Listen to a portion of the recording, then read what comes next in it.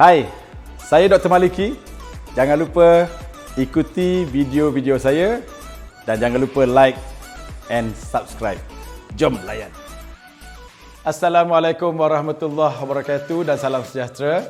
Saya Dr. Maliki. Tentang Abid Liu, Ustaz Abid Liu, pendakwah hebat kita yang nak buat kerja dakwah di Sabah. Apa cerita Apa jadi sampai pejabat daerah kata ni kawasan dia, tak jumpa menghadap dan sebagainya. Saya fikir, saya pun sebagai netizen, sebagai orang yang melihat, macam rasa ada yang tak kena. Kerana apa? Ustaz Abid Liu ni nama besar, orang dah tahu dah. Dia sewa kapal terbang kot. Dia pergi ke Sabah tu nak tolong orang. Dia nak pergi, dia dah beritahu. Jadi saya yakin pihak di sana pun dah tahu banyak perkara. Jadi kalau ada masalah, panggil je. Call je Abid Liu. Hello Abid, kau datang kejap kat pejabat. Ni aku cerita ni, kau nak bawa apa ni? Barang nak masuk tanam kat aku punya pulau-pulau ni kawasan larangan. Kau kena minta kebenaran lah ataupun macam mana. Kalau isunya berkaitan keselamatan, beritahu pada Abid. Kalau isunya berkaitan tentang status tanah, biar Abid Liu tahu. Jadi tidaklah nanti netizen membuat telahan-telahan sendiri sampai dikatakan Abid Liu dihalang. Ini negara Islam ke? Orang Islam nak membuat kerja-kerja dakwah tak boleh? Alah, kacau lah. Seperti biasalah, saya harap masyarakat pun jangan besar-besarkan. Ini masalah kecil yang boleh diselesaikan. Jadi jangan kaitkan, kata orang Kedah, rawitkan isu-isu yang berkaitan dengan yang sensitif ni. Isu agama, isu hak, isu dengki, hianat, tak adalah. Saya ingat kat sini boleh diselesaikan cara baik. Dan akhirnya masyarakat pun dapat manfaatnya. Abid Liu teruskan buat kerja dakwah. Saya sokong. Sekarang masih nak bercakap soal COVID-19 kerana PKP diteruskan. Tapi yang terbaru ni, saya pun pening juga ni. Bila pasar malam, operasi pasar malam dibenarkan. Saya rasa bimbang juga. Kerana apa? Pasar malam ni lagi ramai, lagi berisiko daripada yang kluster-kluster lain lah. Ya, kalau industri pun saya fikir industri pun ada kawalan. Pun berlaku juga di kilang-kilang masih ada jangkitan. Di tempat kerja ada jangkitan. Tapi pasar malam, setahu saya, siapa yang nak jamin cara mereka bergerak, jarak yang nak diambil, SOP. Saya perasan ada orang masih lagi tulis nama, bayangkan. Dia tulis nombor telefon Osama bin Laden. Suhu 36.3. Itu macam mana? Kan? Kalaulah dalam kalangan mereka yang memakai gelang pun masih lagi culas dan curang, apatah lagi mereka yang kita tak tahu tapi mereka ada jangkitan, dia pergi ke kawasan pasar malam dan akhirnya terkena pada orang lain. Saya sangat bimbang. Walaupun saya tahu tujuan kerajaan melonggarkan ini ada kaitan dengan survival masyarakat lah, yang kata mereka berniaga nak cari makan sikit kot. Mengapa mall dibuka, dibenarkan. Tetapi saya tetap bimbang sebagai rakyat biasa, sebagai orang awam. Sebab adakah persatuan penjaja-penjaja yang mengendalikan pasar malam tu dia nak bertanggungjawab? Itu siapa yang nak jamin status kesihatan, tingkah laku, SOP yang dilanggar atau tidak? Sedangkan kat Malaysia ni nak tegur sikit, bang, jarak sikit, tarik muka. Kita nak masuk ATM tu kita kata, Kak, belakang sikit, tarik muka, tendang pintu. Hakikatnya, saya tak tahulah. Bolehlah kita cuba pergi tengok pasar malam, tengok tingkah laku. Pasang handphone masing-masing, netizen, sila untuk tunjuk sikap sebenar rakyat Malaysia. Ya, nampak tak baju saya?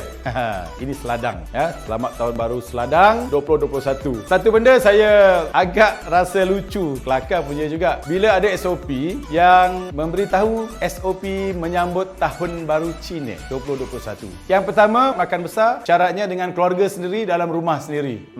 Macam mana Makan besar ke makan kecil kalau dengan keluarga sendiri, bang? Tak apalah bang, tak payahlah ada SOP macam tu kan. Kemudian dia kata ziarah. Ni satu lagi. Adakah tuan rumah ni ada 18 tingkat kan? Jadi ziarah dari rumah ke rumah dalam satu bumbung. Takkanlah ada SOP. Lepas ni Kak Long duduk bilik atas sekali, dia letaklah SOP dia, nanti letaklah dia punya tembak suhu kan. Tulis nama abangah nak masuk, nak salam bagi angpau. Tapi maksud saya bukan apalah. Hakikatnya raya tahun ini, kawan-kawan saya yang berbangsa Tionghoa, anda semua terpaksa terima hakikat anda senasib dengan kami yang telah sambut Hari Raya Haji dan Hari Raya Puasa dalam rumah masing-masing. Jadi tahun lepas sebelum COVID ini ditetapkan PKP, you all semua lepas dapat bagi limau kat jiran apa semua, bagus makan gisang elok Tapi tahun ni PKP tak settle. Apa pun saya ucap selamat tahun baru Cina, Hong Si Fa Chai. Selamat tahun baru seladang. Okey. Buat kawan saya, Tuan Haji Rizal Muhammad Tayyab, kawan saya di Facebook, yang mana beliau berkahwin dengan seorang wanita Cina dan melahirkan anak-anak yang cantik-cantik, piauliang-piauliang. Saya dah tengok minggu lepas, dia anak beranak dah pasang tanglung di rumahnya. Haji Rizal, sambut dalam rumah lah. Jangan keluar pergi rumah jiran SOP tak benarkan.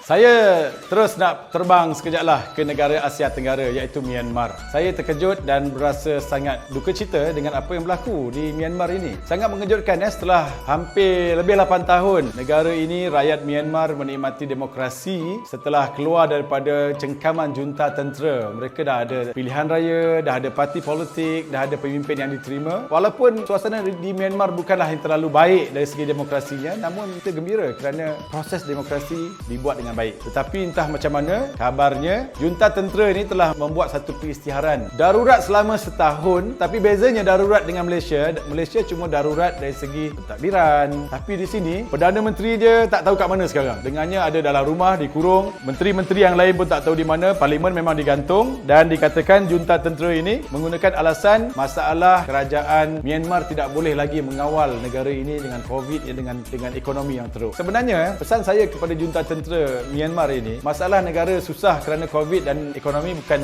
negara awak saja. Negara lain pun hadapi. Tapi tak payahlah sampai mencabut demokrasi seperti ini. Saya harap kembalikanlah suara rakyat itu. Dengar-dengarnya, antara kaitannya juga ialah keputusan pilihan raya tahun lepas bila parti yang memerintah mendapat sokongan lebih besar lagi. Saya mendapat banyak email dan juga WhatsApp daripada kawan-kawan NGO yang berkaitan dengan Myanmar ini. Semua minta tolong beritahu. Please express your thought. Beritahu tentang ini adalah perkara yang sangat menakutkan. Sampai ramai rakyat Myanmar merasakan sebenarnya bukan setahun. Mereka yakin, dia kata, kalau darurat ini dibuat, junta tak akan tunggu setahun. Dia akan buat sampai mungkin 10 tahun ataupun 20 tahun. Sampai begitu sekali rakyat Myanmar ini begitu curiga dengan tindakan junta. Jadi pesan saya kepada junta tentera Myanmar, please respect demokrasi. This is a process that your people want. Dan kita kena sedar bahawa Myanmar, anda bukan lagi sebuah negara yang terpencil seperti dahulu. Anda berada dalam dunia global yang mana semua orang melihat tingkah laku anda. Jadi sayangi rakyat anda kerana rakyat anda mempunyai hak ke atas negara anda.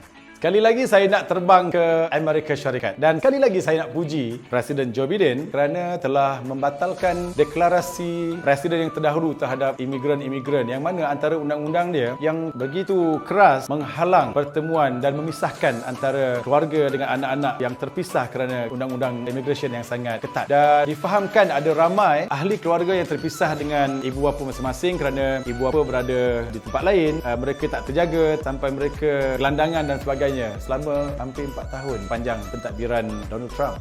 Jadi saya fikir ini satu sikap yang baik yang seharusnya dicontohi oleh banyak pemimpin dunia yang lebih mengutamakan kemanusiaan berbanding ketegasan dan populariti. Jadi apa yang Presiden Joe Biden buat, saya sokong kerana apa? Tindakan-tindakan kemanusiaan ni akhirnya dia boleh mengelakkan tindakan kekerasan, ekstremisme, sabotaj ekonomi oleh mereka yang terkesan. Dan kepada para imigran, kena hormatilah undang-undang negara yang ada. Kerja elok-elok, cuba ikut peraturan dan jangan timbulkan kekacauan. Dan saya harap bukan saja imigran di Amerika tetapi dalam negara kita, mereka yang datang ke Malaysia, hormati peraturan dan sayangi negara ini kerana kami juga mengalu-alukan kehadiran anda asalkan dengan niat yang baik dan membantu negara ini.